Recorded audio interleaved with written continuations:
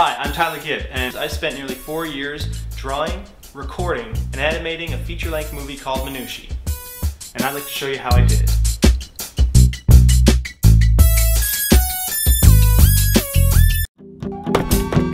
Stop! Don't move!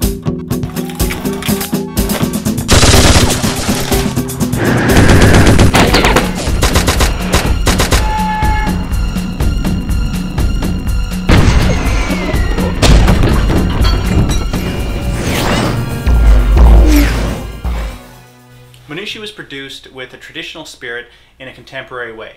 It's 2D animation, 24 frames per second, but produced using the online standard for animation, Flash software. The way I worked was to take my pencil drawings, scan them into the computer, and then import them into Flash. Obviously, because I like to torture myself, then I'd use Flash's pencil tool to trace out the drawings, break them down into different parts, the moving parts, color them, shade them, and then it was just a matter of layering everything up to bring the animation to life.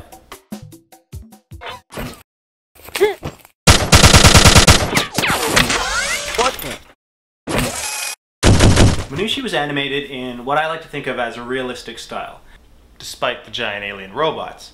Everything in Minushi basically is similar to our own world in terms of gravity and the laws of physics and that sort of thing. So I didn't go for any big slow motion shots, very few big glorified action moments. Everything was animated in the same stylistic aesthetic that the movie was sort of designed in, which was simple, direct, no frills. No! Oh! Oh!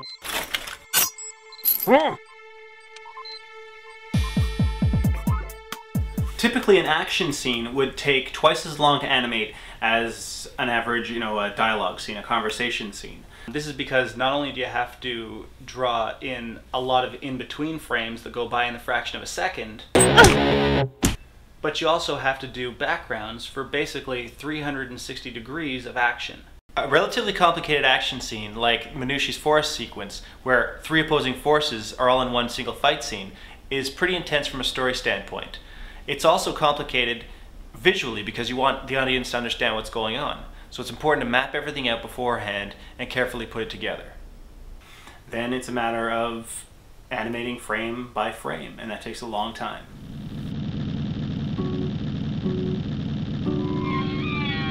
We're stopping. What's going on? Are we there already? Grab your pack. It's a roadblock. We've got to jump.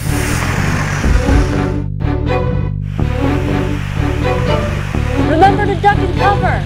You mean tuck and roll? That's what I meant! Target sighted!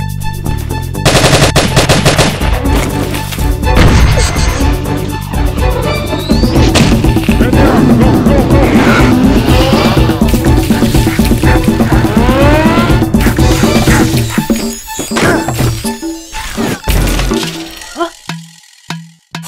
You! Hold it! Silhouetting is a technique that I used a lot early on in Minushi. It's a way that you can fill scenes that have a lot of action with drawings that don't require a lot of detail. And when you're working alone on a project like a 90-minute feature, you want all the shortcuts you can find.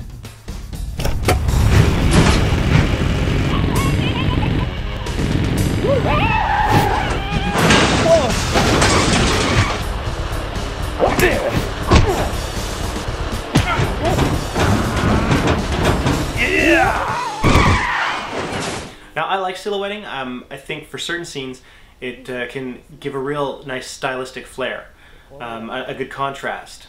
But if you have too much of it, then it can get distracting. That's why I went back and reworked the first act of Minushi after a while.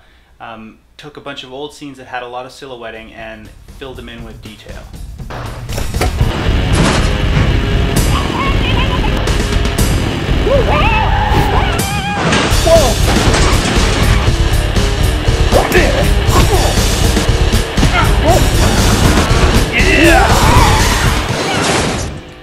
Thinking of animation, it's very easy to think automatically of action scenes. But I think there's just as much at stake if you're dealing with dialogue scenes that don't have immediately a lot of action to think about. Unlike, I guess, Japanese anime, which Minushi often gets compared to, I wanted to make sure that I paid close attention to things like lip syncing and small body movements. Have you ever seen a giant stomp your tanks or swat at your planes, unless it was in self-defense? I paid attention to those details in Minushi to give it that real-world atmosphere I was talking about. I feel like if you've got those little movements, it makes it feel a lot more natural.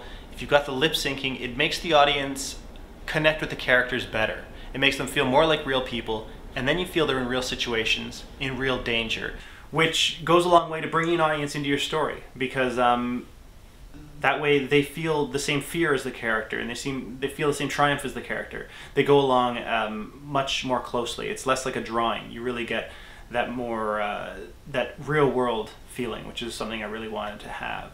Well, it means he's not dead, and it means he's not MIA, which means he's deserted them. I have to go there. But Cal, this was posted over 24 hours ago. They could be long gone by now. It's all I've got to go on right now. Will you keep monitoring the military frequencies for any more news?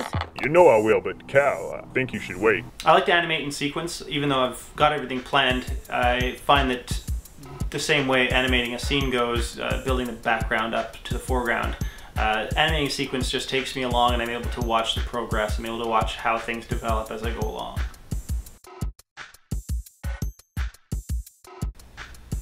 Animating is definitely one of the more rewarding parts of the entire production process.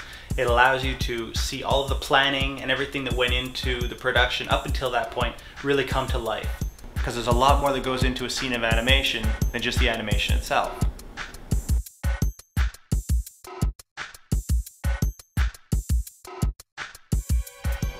Incoming!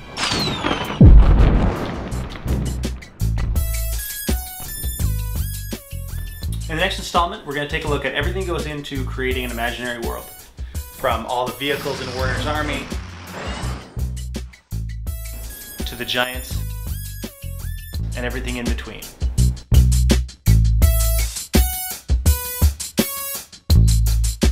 Thanks for watching. Check out Minushi.com for more, and spread the word.